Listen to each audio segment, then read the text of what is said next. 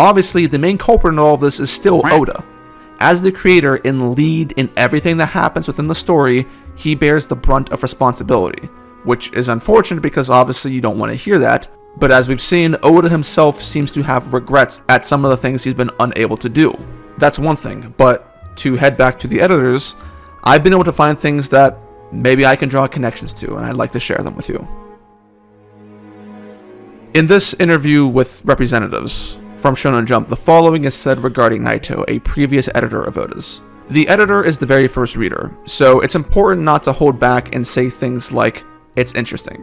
The readers can be a tough crowd, so it's important to let the author know when what they've written isn't interesting. The editor currently in charge of One Piece is still relatively inexperienced, so apparently, if they don't give a thorough explanation of their judgments, Oda-sensei gets upset and says things like, "Did you even read it? I need to know what isn't good." An interview with Sugita, a previous editor, states, "Oda asked me not to pitch him too many ideas. The reason behind that is that if it's another..." Dropped another one. Gavin? Oh, yeah. Well, do we keep going? I guess we'll just wait until the end of this part, then we can leave. Yeah, sounds about right.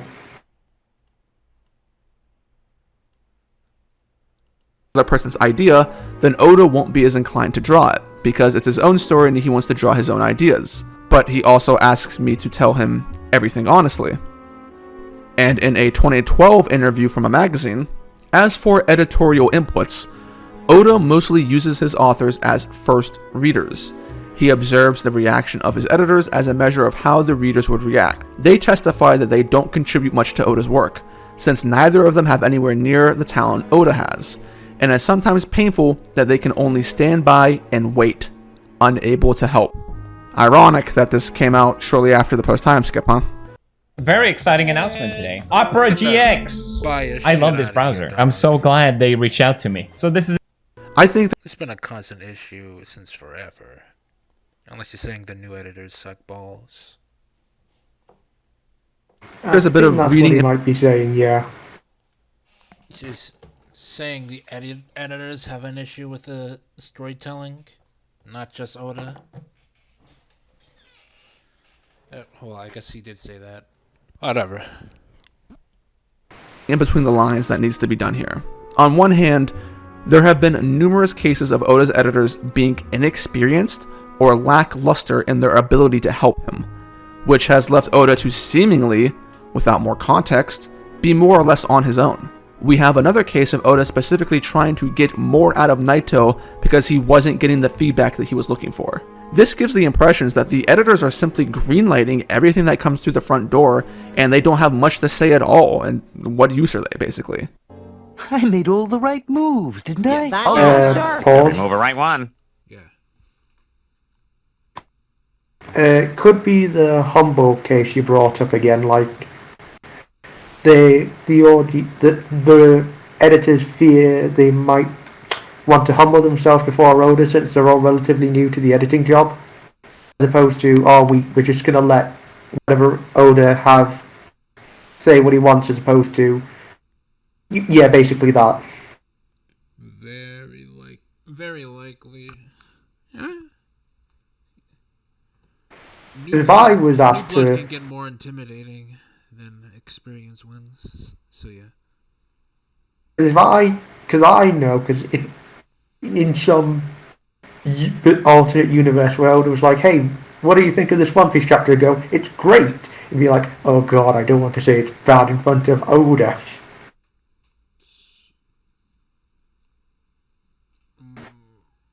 Well, that's my point. Yeah, I guess this this part of the video helps with his arguments.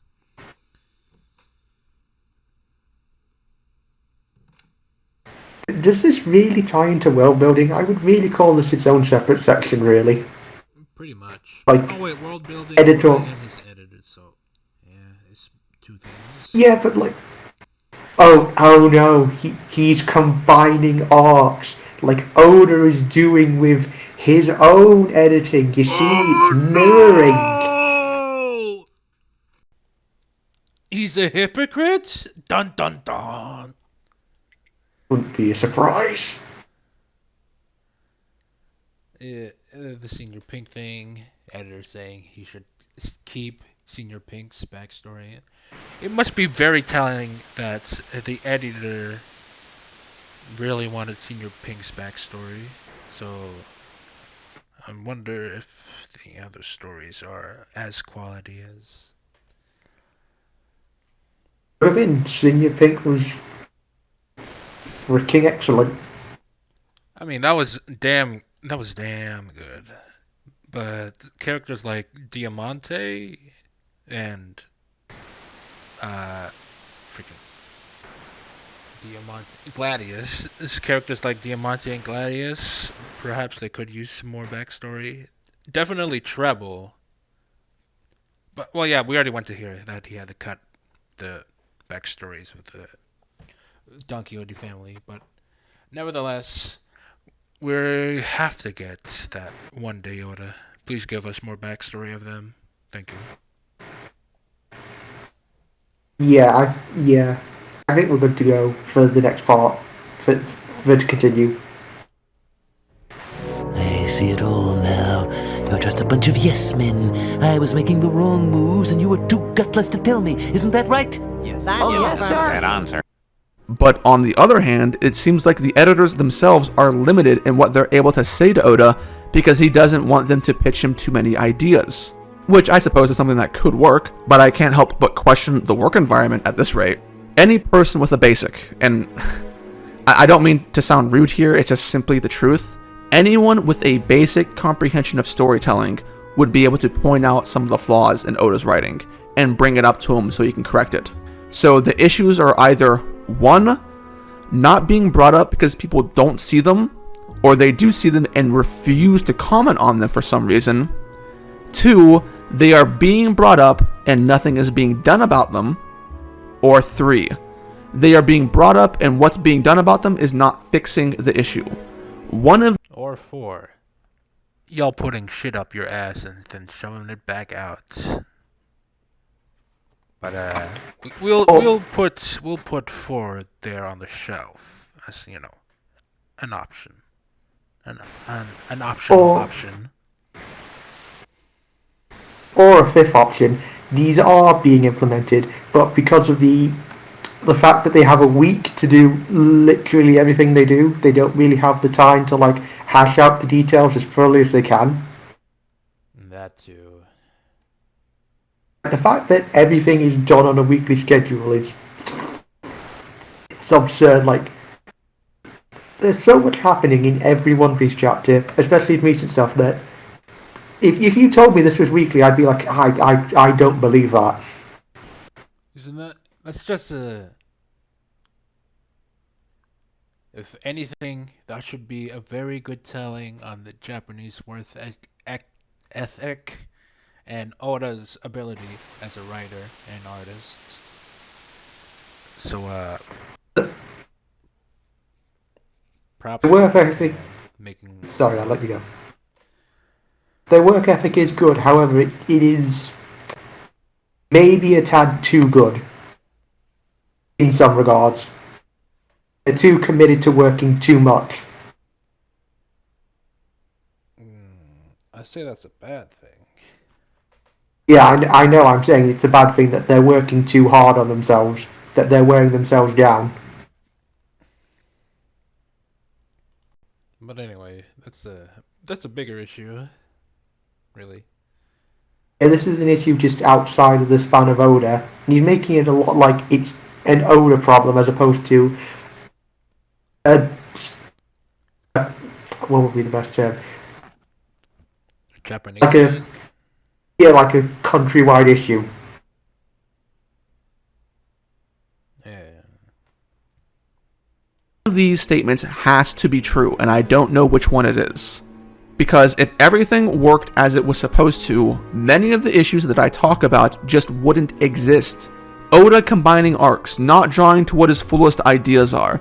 The Beaver cards. Alright, since he's kind of refreshing here, let's go step by step on how wrong he is. writing, and not on the done-up is not what it is. Because if everything worked as it was supposed to, many of the issues that I talk about just wouldn't exist. You didn't really say anything?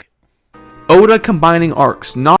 That's not a bad thing. If anything, if he does it exceptionally well, that should be a very good thing for Oda. That would make him a very good artist and writer.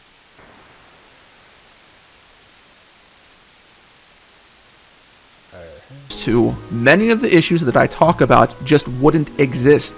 Oda combining arcs, not drawing to what his fullest ideas are.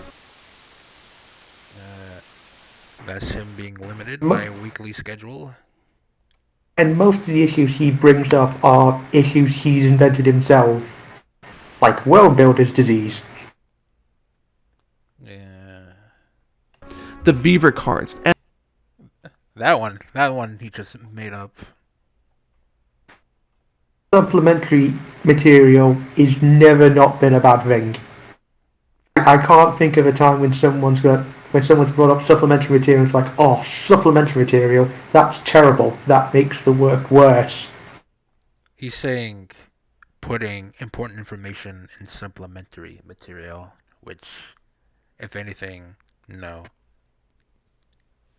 Defining what he even considers important, because we could go through the entirety of the story without that information. We'd be fine without it. He has to pull up an example. He did, but those were very poor examples. Yeah, the only time we get examples from him, they don't actually matter. Ugh. This guy.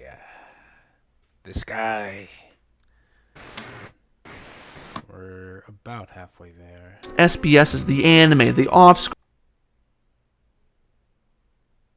Anime's fine. Well, except, the pacing. But apart from that, the anime's fine.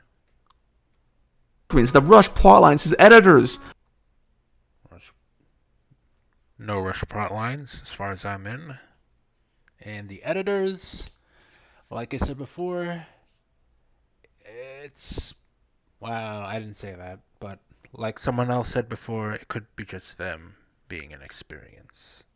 And not wanting to badmouth Oda-sensei.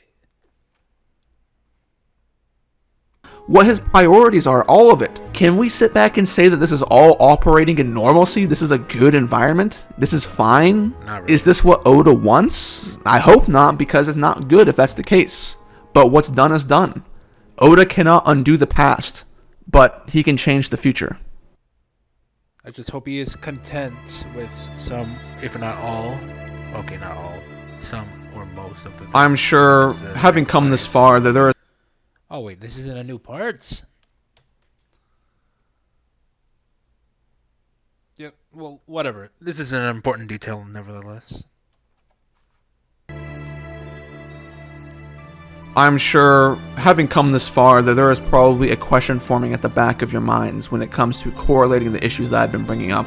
And that question is, why is there more blame put on the post-time skip than the pre-time skip?